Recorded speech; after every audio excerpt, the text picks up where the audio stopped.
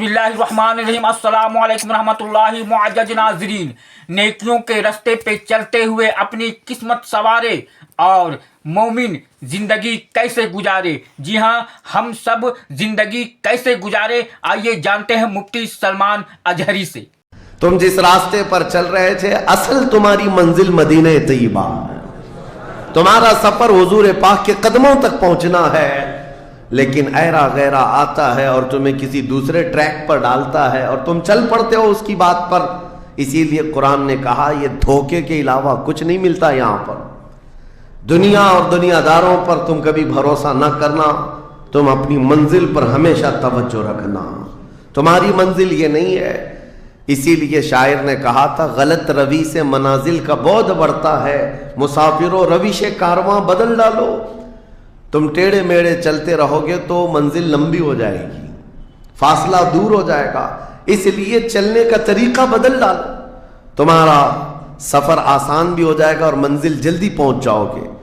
अब जो बात मुझे कहनी थी वो ये है, जिंदगी जब इतनी शॉर्ट है और आजमाइश के लिए तुम्हें यहां भेजा गया है, तो मुझे उन नौजवानों को देख करके कभी दर्द होता है जो रात भर नुक्कड़ पर बैठ करके अपने वक्त को जाया कर रहे होते हैं, जिनकी जिंदगियां उन्होंने अपनी जवानियां अपने हाथों से बर्बाद कर रखी हैं। तुम्हें पता है, एक रात जो हमारी जिंदगी में आई, आज का दिन, तुम करोड़ों दौलतें लगा दो, ये दिन दोबारा कभी नहीं आएगा। तुम्हारी जिंदगी में क्या कयामत तक वापस नहीं आना है इस दिन को। दुनिया चल पड़ी है, पीछे की तरफ कभी नहीं आएगी। अल्लाह का कानून है, ये जो वक्त गुजर रहा है हमारा, दोबारा हमारी जिंदगी में कभी नहीं आना है। लेकिन कितने मजे से, कितने ठाट बाट से नौजवान, हाथ में कुछ नहीं, आसपास कुछ नहीं, अमल भी कुछ नहीं, ऐसे बेफिक्रे होकर के जिंदगी गुजारते हैं। तो सोचना पड़ता है, जिस उम्मत को पूरी दुनिया आग में झुलसा चुकी हो, पूरी दुनिया इस उम्मत को अपने निशाने पर रखी हो, उस उम्मत का गयूर नौजवान रात भर गेम खेलते हुए गुजारता है, उसे किसी चीज का एहसास नहीं। मुझे बताओ, क्या हमारी कैफियतें ऐसी नहीं हो गई हैं जैसे ब्रॉयलर चिकन होते हैं, फार्म मुर्गियां होती हैं, उन मुर्गियों में से कसाब किसी को भी पकड़ता है, काटता है, दूसरी मुर्गियां तो चरने में मसरूफ रहती हैं, कोई आवाज नहीं उनकी। एक मुर्गी कटी, दूसरी मुर्गी कटी, वो कटती चली जाती हैं, बाकी मुर्गियों को किसी चीज का एहसास नहीं। क्या ये जिंदगी गुजारने के ऐसे तरीके नहीं हो गए? आज हमें रोज उठने के बाद एक न्यूज पहुंचाई जाती है कि तुम्हें काटा गया, तुम्हें मारा गया। न जाने हम कितनी मस्जिदों के मीनार गिरते हुए देख रहे हैं, कितने औलिया कामिलीन के मज़ारात को जलाकर खाक करते हुए दिखाए जा रहे हैं। और हमारे उम्मत के साथ ही नहीं, बानी इस्लाम की इज्जत के साथ मजाक, ये रोजाना नहीं चल रहा है। ये तमाम हालात के बाद अब मुझे फिक्र इस बात की होती है, मियाँ जब हमारे घर में जनाजा रखा होता है तो हम खाना तक नहीं बनाते चूल्हे पर, घर के अंदर, और जब उम्मत पर ऐसे हालात गुजर रहे हों तो क्या उस नौजवान को यह ज़ेब देता है कि वो अय्याशी में रात गुजारे? क्या उसे यह ज़ेब देता है कि वो नुक्कड़ पर बैठकर पूरी रात को तबाही के अड्डे पर गुजारे? तुम्हारे हाथ में ताश के पत्ते, तुम्हारे हाथ में शराब की बोतलें कैसे आ गई? ये उम्मत वो है, तुम्हें मैं बताऊं, जंग तबूक एक जंग ऐसी है, हुजूर पाक सल्लल्लाहु ताला अलैहि वसल्लम की जिंदगी पाक में 900 किलोमीटर का फासला है मदीने तैयबा से। हुआ ये था कि एक सहाबी रसूल हुजूर सल्लल्लाहु ताला अलैहि वसल्लम के कासिद बनकर जा रहे थे, और बीच रास्ते में एक ईसाई बादशाह के गुंडों ने उस सहाबी रसूल को गिरफ्तार किया और उनको टुकड़े टुकड़े कर कत्ल कर दिया। मॉब लिंचिंग उस जमाने में भी हो रही होती। ये खबर जैसे ही मदीना तैयबा पहुंची, वो लोग ऐसे नहीं थे कि इन्ना लिल्लाह पढ़कर खामोश हो जाते हैं। सहाबा कराम का जम्मे गफीर मदीने में जमा हुआ। अर्ज किया, या रसूल अल्लाह सल्लल्लाहु अलैहि वसल्लम, आपका हुक्म क्या है? नबी करीम सल्लल्लाहु ताला अलैहि वसल्लम ने सहाबा कराम को भेजा। इसमें सिपह सालार की तादाद कई सहाबा की थी, और जब ये लश्कर जर्रार मदीने तैयबा से निकला, 900 किलोमीटर दूर चल करके गए اور وہاں جا کر کے جن لوگوں نے حضور کے ایک غلام پر ہاتھ اٹھایا تھا ان کے بخیے کھڑا کر دیے اور ان کو الٹ پلٹ کر کے آئے اور لوگوں کو یہ میسج دیا تھا کبھی حضور کے غلاموں کی طرف چھیڑخانی نہ کرنا ورنہ پورا مدینہ باہر آ جائے گا. یہ یونٹی، یہ اتحاد، ان کے اندر یہ احساس میرے آقا صلی اللہ تعالی علیہ وسلم نے پیدا کر رکھا تھا کہ کل مؤمن جسد واحد. حضور صلی اللہ تعالی علیہ وسلم نے فرمایا کہ پورا جتنے مومن ہیں وہ سب ایک جسم کی طرح ہیں، ایک جسم کی طرح ہے. اذا اشتکى عضو تداعى له سائر الجسد بالسحر والحمى. جیسے ایک پارٹ کو اگر درد ہوتا ہے تو پورے جسم میں بخار آتا ہے. مومنوں کی کیفیت یہ ہونی چاہیے، لیکن احساس دھیرے دھیرے ختم ہوتا چلا گیا. آج ہماری پستی کا ایک سبب یہ بھی بتایا جاتا ہے جس کو شاعر نے کہا تھا قوت فکر و عمل پہلے فنا ہوتی ہے جب کسی قوم کی شوکت پہ زوال آتا ہے. سوچنے سمجھنے کی صلاحیت پہلے ختم ہو جاتی ہے. آدمی سوچتا نہیں، سمجھتا نہیں، بس اپنے وقت کو ضائع کر رہا ہے، برباد کر رہا ہے، بیٹھا ہوا ہے، گپیں لگا رہا ہے. میں آپ کو بتاؤں ہماری عمروں کا احتساب ہونا چاہیے. ہماری زندگی کو گن کر کے دیکھیں کتنے سال کے ہیں ہم. 25 سال، 30 سال، 35 سال، 40 سال، اور اس کے بعد گنو ہم سے کیا ہو سکا ہے اس دنیا میں. ہم اس دنیا میں کیا کر چکے اب تک؟ ہم سے کچھ نہیں ہوا. اگر تاریخ میں آپ کو بتاؤں میرے عزیزو، آپ کو پتہ ہے اس ہندوستان کی سرزمین پر سب سے پہلے لشکر اسلام کی سپہ سالاری کرتے ہوئے آنے والا ایک نوجوان محمد بن قاسم 10,000 کا لشکر لے کر عرب سے آیا تھا اور پرچم اسلام لہرایا تھا. تاریخ میں آج بھی رقم ہے. اپنے پنڈتوں نے بھی اس تاریخ کو لکھا ہے. ہاں، پنڈتوں نے بھی لکھا ہے. اور یہ محمد بن قاسم 10,000 کی سپہ سالاری کے ساتھ ہندوستان میں آ کر اسلام پھیلایا. عمر کیا تھی؟ صرف 19 سال کی عمر تھی. 19 سال کی عمر میں یہ عظیم کارنامہ انجام دینے والا، انہوں نے اپنی عمر کا صحیح استعمال کیا، اپنی ایج کو برباد نہیں کیا، ضائع نہیں کیا. طارق بن زیاد جس کا یورپ بھی قائل ہے، جبل الطارق آج بھی ایک مقام ہے یورپ میں جس کو جبرالٹر کہا جاتا ہے. یہ حضرت طارق بن زیاد کے نام سے ہے. یہ پہلا سپہ سالار ہے جس نے پوری دنیا کے سامنے وہ عزم پیش کیا تھا. یورپ کی سرزمین پر جب کشتیاں لے کر پہنچے تھے یہ مومنین کی تعداد، وہ طارق بن زیاد ہی ہے جس نے پوری کشتیوں کو آگ لگا دیا تھا. کہا تھا کہ ہم پیچھے مڑ کر جانے والوں میں سے نہیں ہیں. جتنے ساتھ آئے تھے سمندر پار کر کے، کشتیوں کا سفر تھا، کشتیاں لکڑی کی بنی ہوئی، آگ لگا دیا اور کہا اب اس عزم کے ساتھ اترو، یا تو ہماری قبر بنے گی یا تو ہمارا جھنڈا لہرائے گا. میرے عزیزو، عمر 22 سال کی تھی. طارق بن زیاد، اور ایک دو نہیں، میں تمہارے سامنے مثالیں رکھوں. ہندوستان کی سرزمین پر ایک ولی کامل کی آپ کو میں تاریخ اگر بتاؤں، جو سرکار سیدنا غریب نواز رضی اللہ تعالیٰ عنہ سے بھی 200 سال پہلے اس ہندوستان کی سرزمین پر تشریف لائے اور اسلام کی خاطر لڑتے لڑتے شہید بھی ہو گئے، اور جن کا لقب سلطان الاولیاء ہے، سیدنا سالار مسعود غازی رحمۃ اللہ علیہ. ان کے متعلق یہ فرمایا گیا وہ سلطان الاولیاء ہیں، ہندوستان کے اولیاء اکرام کے بادشاہ کی حیثیت ہے. سرکار غریب نواز سے بھی پہلے آئے، لیکن ان کی عمر ان کی شہادت کے وقت 19 سال کی تھی. صرف 19 سال کی عمر میں وہ مقام عظیم پا لیا. ہماری تو زندگی کی عمریں پتہ نہیں کتنی چلی گئیں اور ہم میں سے کوئی کارنامہ نہ ہو سکا. کارنامہ نہ صحیح، زندگی گزارنے کا سلیقہ بھی نہیں آ سکا. کارنامے نہ ہو تو الگ بات ہے، لیکن مسلمان تو بن جاتا کوئی. عزیزان گرامی وقار، میں آپ کو ایک بات بتا دوں، جو زندگی ملی ہے کچھ ایسا کر جاؤ کہ تمہاری تاریخ رقم ہو جائے، ورنہ قبرستان جا کر کے دیکھنا، وہاں تو لکھے ہوئے کتبے بھی مٹ گئے. قبروں میں کون سویا ہے ان کو بھی لوگ فراموش کر چکے، بھول گئے، سب بھول گئے. لیکن کچھ ہستیاں ہیں جو ہمیشہ آباد رہتی ہیں. یہ وہ لوگ ہیں جنہوں نے اس روئے زمین پر اپنی ذات کے لیے نہیں اللہ کی رضا کے لیے جیا کرتے تھے. کس نے اس دنیا میں تمہیں ملوث کیا ہے؟ یہ وہ قوم ہے جو قیصر و کسریٰ کو گھٹنے پر لے آئی تھی. یہ وہ قوم ہے جس نے دریائے دجلہ میں گھوڑے دوڑا دیے تھے.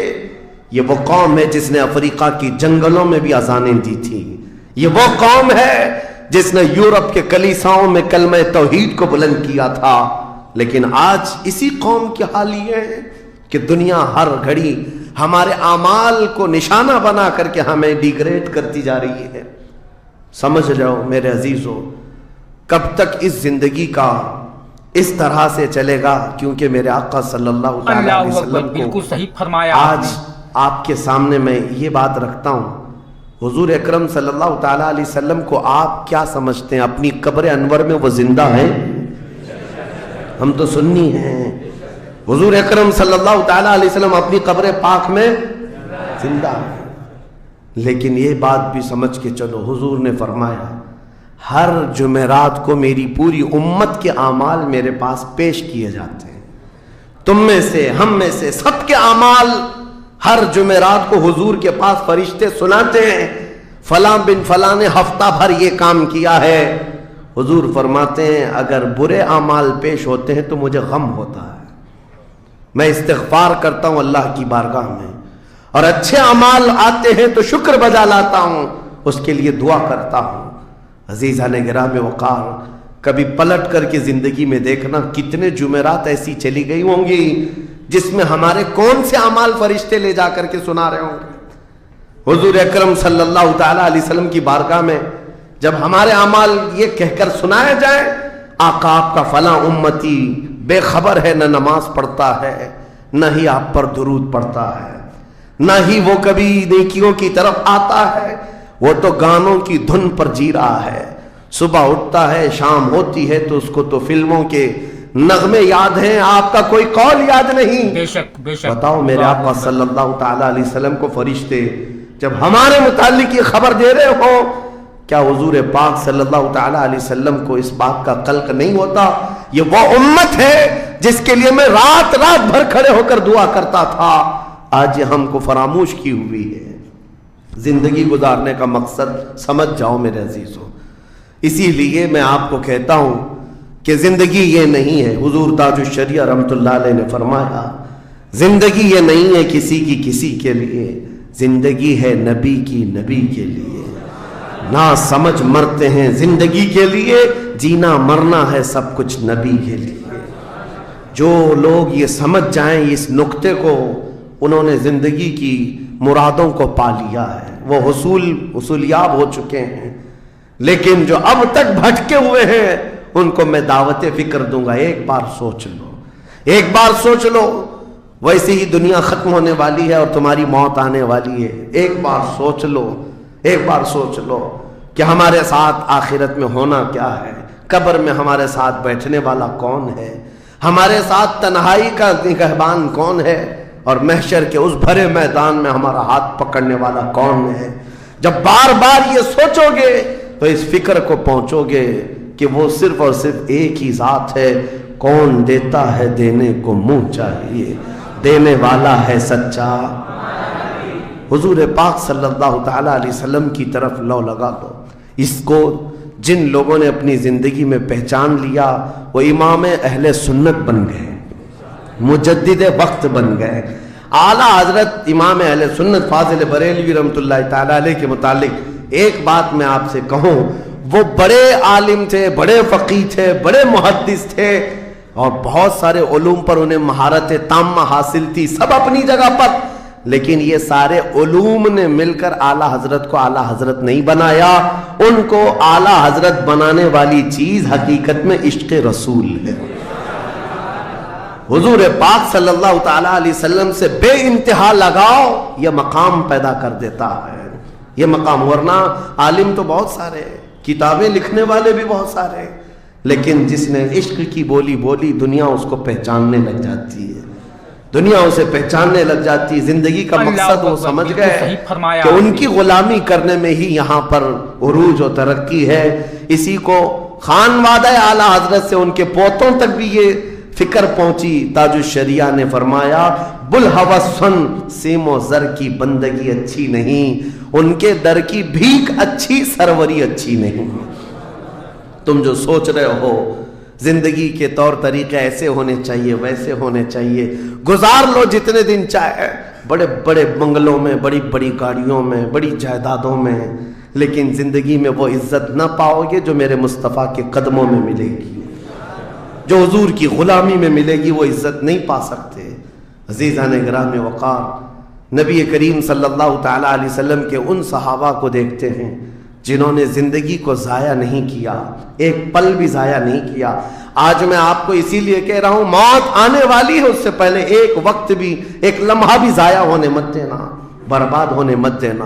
جو وقت ہے, میں مصر میں دیکھتا تھا بسوں میں بھی, اور کبھی کبھار ٹکٹ کاؤنٹر پہ جو لائن لگی رہتی تھی ایک اسٹیکر لگایا گیا تھا. اکثر جگہوں پر یہ اسٹیکر پڑھنے کو ملتا تھا, اجعلوا الانتظار فی الاستغفار. یہ جو ویٹنگ ٹائم ہے اس کو خالی کھڑے ہو کر کے مت گزارو, اتنی دیر استغفار کرو اور درود پاک تو پڑھو, وقت کو ضائع نہ کرو. تمہارے پاس اللہ نے وقت دیا, بیٹھے ہو تو پڑھو, کھڑے ہو تو پڑھو, کیونکہ یہ وقت تمہارا بربادی میں نہیں لکھا جائے گا, تمہارا یہ وقت ضائع کرنے والوں میں نہیں لکھا جائے گا.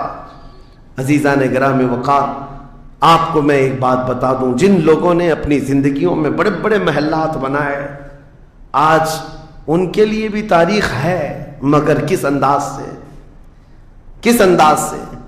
آج دنیا نے آپ کو ایسے ڈائیورٹ کر رکھا ہے, جو کام ہونے کے تھے وہ نہیں کرنا ہے آپ کو, لا یعنی کاموں میں مصروف ہو گئے.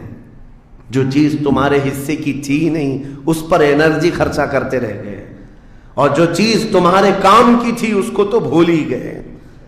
آپ کو میں ایک بات بتا دوں, ہو سکتا ہے شاہ جہاں نے تاج محل بنایا, اور پھر بادشاہ قطب الدین کے زمانے کے نشانیاں موجود ہیں, لال قلعے بن گئے, قطب مینار بن گیا, بڑی بڑی عمارتیں ہیں, لوگ اوپر سے نیچے دیکھنے کے لیے آتے ہیں. لیکن میں یہ کہتا ہوں یہ کوئی کمال کی چیزیں تھی نہیں, کمال کی چیزیں تھی نہیں. لاکھوں لوگوں کی محنتیں بھی لگی, پیسہ بھی لگا, اور بڑی عمارتیں کھڑی کر کے چلے گئے.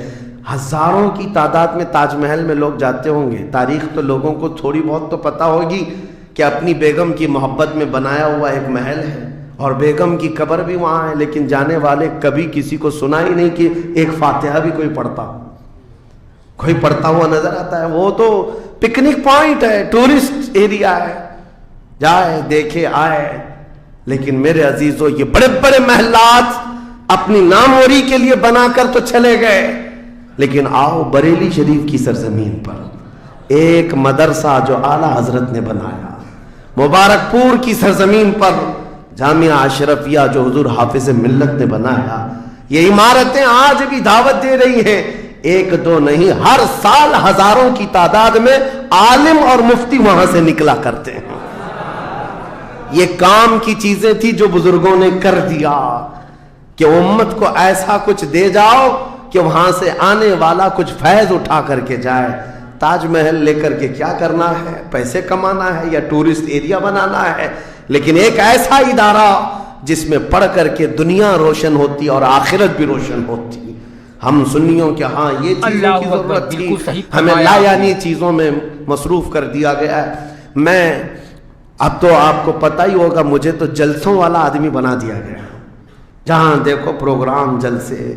میں اصل میں جلسوں والا آدمی تھا ہی نہیں, میں فیلڈ ورک کرنا پسند کرتا ہوں, کسی علاقے میں رہ کر کے قرآن کی تفسیر کرنا اور لوگوں کے درمیان رہنا. لیکن مسلسل سفر کا ایک تجربہ میں آپ کو بتا رہا ہوں. ہوں گے یہاں پر بھی بہار بنگال والے, سب ہوں گے, بہار والے, بنگال والے, جھارکھنڈ والے اتنے جلسے کرتے ہیں, 365 دن بھی اگر ان کو تاریخ دی جائے تو بھی کم ہے. ایک اینالائز کرنے والے بہار کے رپورٹر ہیں, انہوں نے رپورٹ لا کر کے ہمارے سامنے بتائی کہ حضرت 2022 میں اسٹیٹ آف بہار میں 4000 جلسے ہوئے.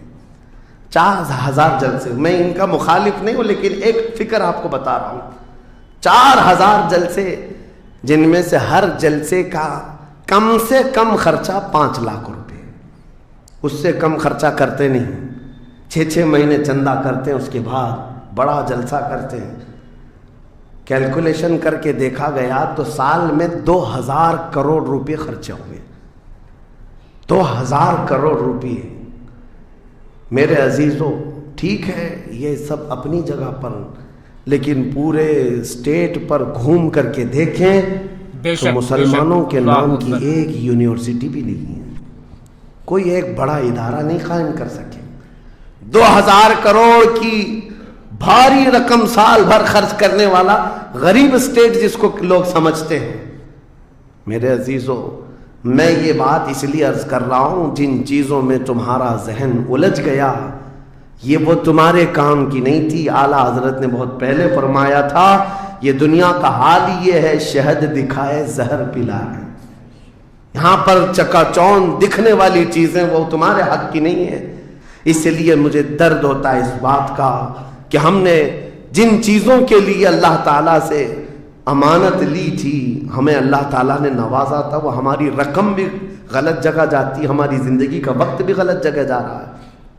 عزیزان گرامی وقار, ان سب چیزوں کا سوال ہوگا قیامت کے دن ہم سے, ہر چیز کا سوال ہوگا. اگر ہم نے وقت کو ضائع کیا ہے اور اپنا مال بھی غلط جگہ استعمال کیا ہے, ہر جگہ ہماری پکڑ ہوگی, ہماری پکڑ ہوگی. ایک ہفتہ قبل میں نے سنا, ہمارے چاہنے والے ہیں عزیز, انہوں نے کہا ایک درگاہ پہ گئے تھے, سنا ہے ایک بہت بڑے سیٹ ہیں وہ 2.25 کروڑ کا صرف دروازہ بنا رہے ہیں اللہ کے ولیوں کے آستانوں پر. میرے عزیزوں, یہ اللہ کے وہ ولی ہیں, نہ تمہارے دروازے کے محتاج ہیں نہ تمہاری چادر کے محتاج. ان کے انتقال کے بعد جو ان کو اللہ نے مقامات دیے وہ تم نہیں پہنچا سکتے. وہ تو اللہ تعالیٰ کے رحمت میں ہے جنہیں اللہ تعالیٰ جنت کے جوڑے پہنا چکا ہو, جن کے لیے جنت کی ہوائیں چل رہی ہوں. ان اولیاء کے مشن کو زندہ کرنا حقیقت میں ایصال ثواب. ان کے لیے سب سے بڑی نظر و نیاز یہی ہے. ماررہ مطہرہ میں حاضر تھا, بڑی خوشی ہوئی. صاحب سجادہ نے بڑھ کر کے یہ اعلان کیا تھا, آنے والے زائرین جتنے سنی آتے ہیں ہم ان سب سے کہتے ہیں کہ ہمارے اولیاء جتنے یہاں آرام کر رہے ہیں, ان اولیاء کو جو چادریں ڈالنی تھی وہ ہم ڈال چکے, تمہاری طرف سے اب کسی چادر کے لانے کی ضرورت نہیں, اور اگر لانا ہی چاہتے ہو ایک دوپٹہ لے جاؤ اور غریب بہن کے سر پر اڑا دو. یہ پیغامات تھے خانقاہوں کے, حقیقت میں یہی امت کا کام ہے. اللہ اکبر. عزیزان گرامی, لا یعنی کاموں میں پڑھ کر کے ہمارا وقت جو برباد ہوا اس کی تلافی مشکل ہے, بہت مشکل ہے. اس لیے میں صرف یہ میسج دینا چاہوں گا کہ زندگی کے اس پوائنٹ پر آج ہم آ چکے ہیں جہاں آندھیاں طوفان ہر طرح سے ایک بہت بڑی آزمائش میں ہم گرفتار ہیں. کن کن چیزوں کا علاج کیا جائے سمجھ میں نہیں آتا. کبھی کبھار میں بیٹھ کر سوچتا ہوں, گھر میں اگر گیس کا پائپ بھی لیک ہو گیا, آگ بھی لگی ہے, پانی کا پورا فوارہ بھی آ رہا ہو, کچرا بھی گرا ہو, تو آدمی سوچنے لگ جاتا ہے کس چیز کو روکوں, پانی کو روکوں, گیس کو روکوں, آگ کو روکوں, کچرا اٹھاؤں, کیا کروں سمجھ میں نہیں آتا. یہ حالات آج ہمارے ساتھ ایسی ہو گئے, ہم کن کن چیزوں کا مقابلہ کریں سمجھ میں نہیں آتا. اور پھر اس پر مزید جب ہم اپنی قوم کی طرف دیکھتے ہیں, یہ تو گیم چلاتے ہوئے مزے سے بیٹھے ہوئے ہیں, ایسا لگتا ہے انہیں کسی چیز کی فکر ہی نہیں. شاعر نے کہا تھا, جگہ جگہ کے تھک چکے ہیں تمہیں یہ ہنگامے, نشاط لذت خواب گراں بدل ڈالو, اٹھو وہ گرنا حشر نہ ہوگا پھر کبھی, دوڑو کہ زمانہ چال اپنی چل گیا. میرے عزیزوں, بس وقت کا احساس تمہارے اندر آ جائے, ضائع نہ کرو. میرے آقا صلی اللہ تعالیٰ علیہ وسلم کی ایک بات میں تمہیں بتا دیتا ہوں. بے شک آپ یہ سوچتے ہیں بہت سارے نوجوان خالی فالتو اسی لیے بیٹھے ہوئے, میرے سٹیٹس کے مطابق کام نہیں ملتا, میرے سٹینڈرڈ کے مطابق مجھے کام نہیں ملتا, برباد کیے جا رہے ہیں اپنی زندگی اور لوگوں پر بوجھ بنے ہوئے ہیں. میں ان کے بارے میں بتاتا ہوں. سید الانبیاء رسول مختار صلی اللہ تعالی علیہ وسلم اگر وہ چاہیں تو روزانہ ان کے گھر جنت کا دسترخوان اترے، اگر وہ چاہیں تو سونے اور چاندی کے محلات میں زندگی گزاریں، لیکن جانتے ہو نبی کریم صلی اللہ علیہ وسلم ایک دن سیدہ فاطمہ الزہرا کے گھر آئے، دیکھا حسنین کریمین تاک میں دبکے ہوئے بیٹھے، پیٹ پیٹ سے لگا ہوا ہے، آنکھیں اندر ہیں، حضرت فاطمہ بھی بیٹھی ہوئی، آواز کسی کی نہیں۔ حضور رحمت عالم صلی اللہ علیہ وسلم نے پوچھا فاطمہ کیا حال ہے، گھر میں خاموشی کیوں ہے؟ سیدہ کائنات نے کہا ابا جان پچھلے 4 دن سے ہمارے گھر میں کوئی کھانا نہیں۔ حضور پاک صلی اللہ تعالی علیہ وسلم نے یہ نہیں فرمایا کہ ابھی بلاتا ہوں جبرائیل کو، ابھی دسترخوان لاؤ، ابھی میرے گھر کے کھانے کے انتظامات کرو۔ چاہتے تو حضور آرڈر دے دیتے، ساری نعمتیں آ جاتی، لیکن حضور نے کیا فرمایا سنو۔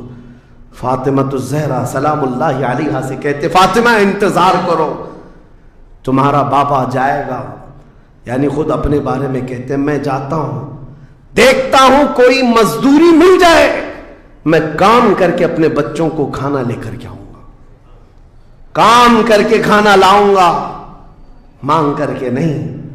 حضور رحمت عالم صلی اللہ تعالی علیہ وسلم جو سید الانبیاء ہیں، جن کے قدموں کا بوسہ جبرائیل امین لیتے ہوں، وہ چل کر کے مدینے کے باہر آئے، گرمی کی تپش الگ ہے، دھوپ ہے، باہر آئے، ایک باغیچہ تھا جس میں مالی کام کر رہا تھا، باغبان۔ حضور رحمت عالم صلی اللہ علیہ وسلم اس کے پاس جا کر پوچھتے ہیں تیرے باغیچے میں کوئی کام کرنے کے لیے ہے، کام مل سکتا ہے؟ اس نے کہا ہاں کام مل سکتا ہے، آؤ میرے باغیچے میں کنواں ہے، ڈول ڈالو، پانی اٹھاؤ، ایک درخت کو پانی ڈال دینا، بدلے میں 2 کھجوریں دوں گا، اجرت صرف 2 کھجوریں۔ رسول رحمت صلی اللہ تعالی علیہ وسلم فرماتے مجھے صحیح فرمایا آپ نے، گئے اور جا کر اپنے ہاتھ سے رسی لے کر ڈول کنویں میں ڈالا، پانی کھینچتے تھے، جب ڈول بھر کر آتا اپنے کندھے پر اٹھاتے اور درخت پر لے جا کر پانی ڈال کر آتے، ایک درخت پر ایک مٹکا، ایک ڈول پانی ڈالا تو مالک نے 2 کھجوریں دی، باغیچے کے مالی نے 2 کھجوریں دیں، دوسرا ڈول اٹھایا پھر کھجوریں ملی، تیسرا ڈول اٹھایا 6 کھجوریں لی، چوتھا ڈول حضور نے ڈالا تھا کہ رسی ٹوٹ گئی، ڈول کنویں میں گر گیا۔ باغیچے کا مالک یہ دیکھتا ہے، وہ پہچانتا نہیں تھا، غصے میں آتے ہی سیدھے حضور پر ہاتھ اٹھا دیا، کہا کہ تمہیں کام نہیں آتا، میری رسی توڑ دیا۔ رسول کریم صلی اللہ تعالی علیہ وسلم نے پلٹ کر کچھ نہیں کہا، وہ رحمت عالم صلی اللہ تعالی علیہ وسلم تھے، وہ 6 کھجوریں لے کر کے واپس مدینے آئے، کہا فاطمہ کہاں ہیں بچے، کہاں ہیں؟ یہی 6 کھجوریں حضور نے لا کر اپنے منہ سے چبا کر ان بچوں کے منہ میں ڈالا اور کہا آج تک روئے زمین پر کوئی نبی ایسا نہیں آیا، 1,24,000 کم و بیش نبیوں میں ہر نبی نے اپنے ہاتھوں کی کمائی کھائی ہے، اپنے عمل کی کمائی کھائی ہے۔ بے شک رحمت عالم صلی اللہ تعالی علیہ وسلم نے جب وہ مالک کل ہے، بلکہ جنت کی چابیوں کے مالک، ساری زمینوں کے خزانوں کے مالک، کل جہاں ملک اور جو کی روٹی غذا، اس شکم کی قناعت پہ لاکھوں سلام، وہ لمبے لمبے ہاتھوں سے بھیک دینے والے آقا، سب کچھ ہونے کے باوجود اگر کسی ایک باغیچے میں ڈول اٹھا کر پانی بھرتے ہوں تو اسی لیے نہیں کہ ان کے ہاں کوئی مجبوری تھی، بلکہ امت کو یہ درس دینا تھا، اے امت کے غیور نوجوانوں، تم کبھی خالی نہ بیٹھنا، مجھے دیکھنا اور عمل کرتے رہنا، اور اللہ تعالیٰ تمہیں دروازے رزق کے ضرور کھولے۔ خالی بیٹھے ہوئے وقت برباد کرنے والے لوگوں کو میں اکثر یہ بات سناتا ہوں، اے میرے عزیزوں، مسلمان محلوں میں جہاں سے بھی گزرو حال یہی ہے، رات کو 4 بجے تک ان کے ہاں روشنیاں، کس بات کے لیے؟ میاں کیا فکر ہو رہی ہے، کس بات کی یہاں میٹنگ چل رہی ہے، چرچے کس بات کے؟ امت کی تباہی کے چرچے، کس بات کے گپیں لگ رہی ہوتی ہیں؟ کچھ نہیں۔ ان دوسری قوموں کو دیکھو جو فجر سے پہلے اٹھ کر کاموں پر بھاگ جاتی ہیں، सूरज डूबने से पहले वो घरों पर आ जाते हैं। आज तुम्हारे अखलाक और किरदार किसी और ने ले ली, एडॉप्ट कर लिए, और तुमको लोगों को ऐसा छोड़ दिया गया बेकायद के, बेक़ियादत के। बहरहाल मेरे अजीजों, बदलना चाहें तो आज भी हम बदल सकते हैं। सिर्फ एक नुक्ता है बदलने के लिए, एक नुक्ता है। मेरी बातें छोड़ दो, मुकर्रिरीन को सुनते हो सकता है लोग ये कहते हैं मौलाना लोग ऐसा बोलते हैं वैसा बोलते हैं, तुम्हारी फिक्रें सब अपनी जगह पर। मेरे अजीजों, मैं तो बहुत निकम्मा आदमी हूं, मैं तो एक छोटा तालिब इल्म भी नहीं हूं, जहालत मेरे अंदर भी है, लेकिन मैं आपको ये कहना चाहता हूं, अगर दिल के अंदर हलचल मच सकती है, इनकलाब लाने की फिक्र आ सकती है, तो इधर उधर की बातें छोड़ो, आमिना के लाल की तरफ देखो, हुजूर अकरम सल्लल्लाहु ताला अलैहि वसल्लम की तरफ तुम्हारा दिल मुतवज्जे हो गया तो मैं कहता हूं तुम्हारी धड़कनें तेज हो जाएंगी, तुम बदल लोगे अपनी जिंदगी को, और उसके बाद एक दिन आएगा फिर तुम ये पुकार कर कहोगे जो बरेली वाले ने कहा था, या रसूल अल्लाह, दहन में जुबान तुम्हारे लिए, बदन में है जान तुम्हारे लिए, हम आए यहां तुम्हारे लिए, उठे भी वहां हुजूर के लिए, जीने का सलीका मिल जाएगा। लेकिन शर्त सिर्फ इतनी है, आज से एक वजीफा दे करके जा रहा हूं, जुमा को, पहले भी मैंने एक बार कहा था, जब भी जुमा आए घर पर अब जाते हैं, घरों में अच्छा खाना बनता है, मेरे अजीज अपने बच्चों को ले लो, बैठ जाओ दस्तरखान पर, लेकिन घर में ये कानून लगा देना, बीवी भी बैठे, माँ भी बैठे, बहन भी बैठे, बच्चे भी बैठे, जिसके घर में जितने लोग हो दस्तरखान पर बैठे, उस वक्त तक हम लुकमा नहीं उठाएंगे जब तक 100 मर्तबा मेरे मुस्तफा पर दुरूद न पढ़ ले। हुजूर सल्लल्लाहु ताला अलैहि वसल्लम को याद करने का माहौल घरों में आ जाए, फिर देखना जिंदगी की बहारें तुम अपनी जिंदगी में देख लोगे। हर गली में इंशाअल्लाह अज़ीज़ ये माहौल बन जाए, फिर कोई बाहर से आया हुआ अजनबी तुम्हारे मोहल्लों में आकर कहेगा ये मुंबई का मोहल्ला नहीं, मदीने की गली नजर आती है, यहाँ से खुशबुएं मुस्तफा नजर आती है। हमारी औरतों के अंदर, हमारी बच्चियों के अंदर पर्दे की पाबंदियां हमारी तकरीरों से नहीं, हुजूर की मोहब्बत से आ सकती है। नौजवानों के अंदर नशा से नफरत तकरीरों से कम, लेकिन मेरे मुस्तफा की मोहब्बत से आ सकती है, क्योंकि हदीसों में हमने पढ़ा है वो मदीने के लोग जो 50-50 साल पुरानी शराब पीते थे, एक फरमाने मुस्तफा के आया, उन्होंने अपने पुराने मटके तक तोड़ डाले, लबों तक लगी हुई शराब को पटक दिया कि अब नहीं, इसलिए कि मुखबिर सादिक ने फरमा दिया है, रहमत आलम ने फरमा दिया है, ये मोहब्बत का तकाजा तुम्हें हर बुराई से दूर ले आएगा। इसी को इकबाल ने कहा था कि मोहम्मद से वफा तूने तो हम तेरे हैं, ये जहां चीज है क्या लौह कलम तेरे, हर चीज का इलाज इसमें मुज़मर है, हर चीज का इलाज इसमें पोशीदा है। सच कहा करते थे बचपन में जो शायर हम सुनते आते थे, हर दर्द की दवा है सल्ले अला मोहम्मद, तावीज हर बला है सल्ले अला मोहम्मद। हुजूर का नाम पाक हर दर्द के लिए दवा भी है, शिफा भी है, और बीमारियों से छुटकारे के लिए कंसंट्रेशन, एक जगह तवज्जो मरकूज कर लो। आज से अपने दिल में ये एहसास पैदा करो मैं इसका उसका नहीं हूं, लोगों ने मुझे बना रखा है, ये उसका फैन है, इसका फैन है, नहीं। बेदम वारसी को पढ़ो, क्या कहते थे अल्लाह वाले मेरे अजीजों, कहते हैं बारगाह मुस्तफा में यूं अर्ज करते हैं, सगे तैबा सब कह के पुकारे बेदम, यही रखियो मेरी पहचान मदीने वाले। ये दुआ करते थे बेदम वारसी कि ऐ अल्लाह के नबी, ऐ मदीने के ताजदार, सारी दुनिया मुझे मेरे बाप के नाम से नहीं मदीने का कुत्ता कह करके पहचाना करे।